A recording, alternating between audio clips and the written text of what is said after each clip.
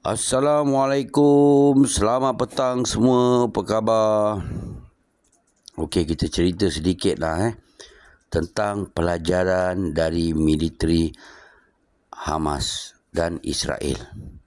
Apa yang terjadi apa pelajaran yang kita dapat? Israel memandang rendah pada Hamas Hamas menggunakan homemade HIMARS dan homemade Mobile One Air Defense dan unguided rocket weapon dan Al-Zawahri kamikaze drone dan 140 zoom short range missile, dan mereka Hamas juga membuat banyak laluan bawah tanah untuk undercover. Dan dengan semua ini yang Hamas ada, Israel masih memandang rendah pada Hamas dan Hizbullah. Yang paling penting, Western kena belajar ialah dengan senjata yang diberikan kepada Ukraine telah dijual di black market, membolehkan Hamas dan beberapa ratus askar saja untuk mendapatkan dan menyerang Israel dengan senjata AK-47, heavy machine gun, BKM Type 80, RPG dan sebahagian telah dimodified seperti PG-7BR untuk memecahkan permukaan keras. Dengan senjata-senjata yang simple ini sahaja, Hamas berjaya di hari pertama mengalahkan Israel. Betul-betul simple senjata mereka, tapi mereka berjaya. Dan Hamas juga ada command center yang mengawal dan menggunakan drone.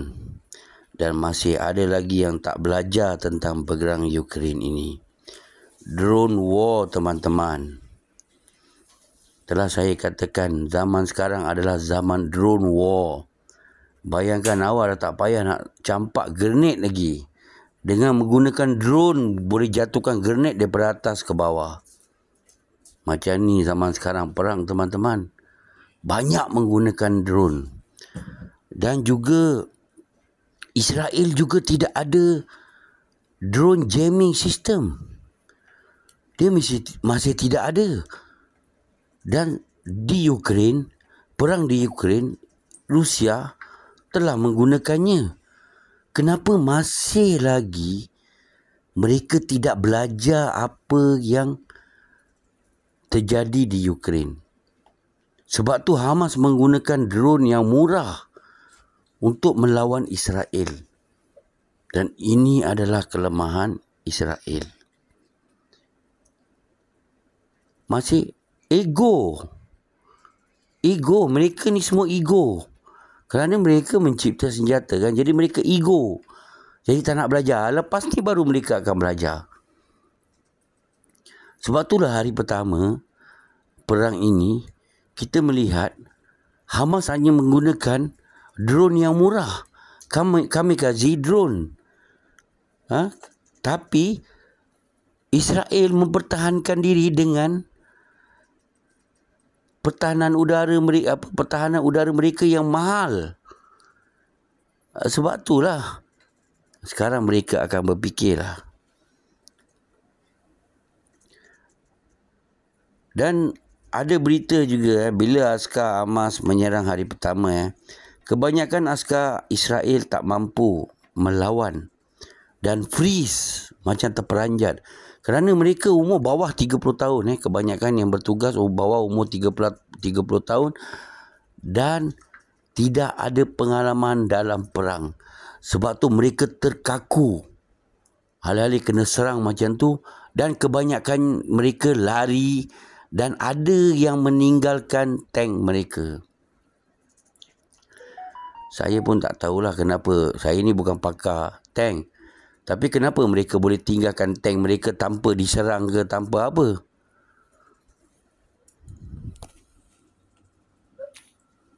Suara saya dalam WhatsApp, dalam TikTok, menggunakan suara saya untuk cerita Palestin ini.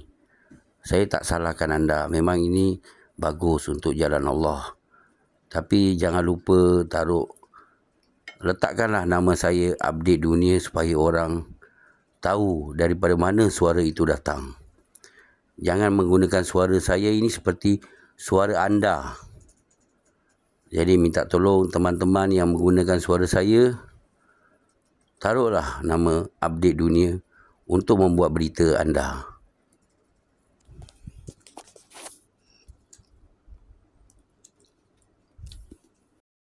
Dan juga askar Hamas yang dilatih selama ini, sebelum perang ini, kebanyakannya tidak tahu mereka akan berperang dengan Israel.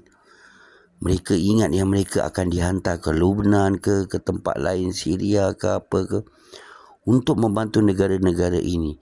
Dan mereka tidak tahu mereka akan dihantar berperang di Israel. Dan bila hari yang mereka berperang di Israel, barulah mereka mengetahui. Sebab itulah perkara ini bukan senang dikesan oleh Israel. Sehingga ke hari pertama peperangan.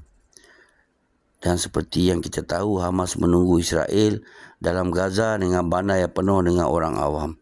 Dan askar Israel kena menyelamatkan 150 orang awam yang ditawan Hamas. Dan juga 1.1 juta kena pindah keluar daripada Gaza. Dan UN kata ini adalah hukum bunuh yang diberikan kepada rakyat Palestin. Dengan banyak jalan dah dibom, dan macam mana mereka nak keluar dari Gaza. Dan hari pertama perang ini berlaku seramai 1,500 1,500 orang awam mati syahid dan 50 kanak-kanak juga, 500 kanak-kanak juga. Dan orang awam menggunakan tangan untuk menyelamatkan keluarga mereka dari runtuhan bangunan. Dan juga Germany Chancellor Olaf Scholz, Jerman, diminta untuk condemn tindakan Israel untuk berhentikan air dan makanan ke Gaza. Tapi dia tidak melayan, malah memberikan bantuan kepada Israel. Teman-teman, macam mana mereka nak minta bantuan orang-orang yang sebegini?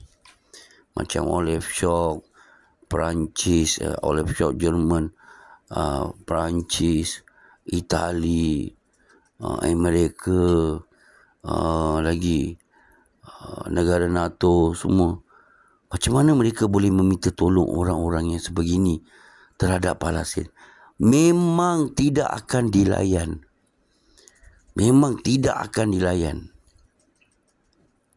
Kita lihat Ukraine sudah. Mereka sanggup membiarkan negara mereka sendiri terseksa sekarang ni untuk perang Ukraine ini diteruskan. Hanya kerana nakkan Rusia jatuh. Kenapa orang macam ni mesti nak kena minta tolong? Masya Allah. Dan teman-teman, saya doakan orang yang menyebabkan perang ini di dunia ini sekarang, dari dulu lagi, agar Allah memberikan mereka balasan setimpal. Bukan di akhirat, tapi dibalas di dunia ini. Kerana kalau tidak, sampai bila-bilalah perkara sebegini akan tak berhenti, teman-teman. Allahu Akbar. Assalamualaikum.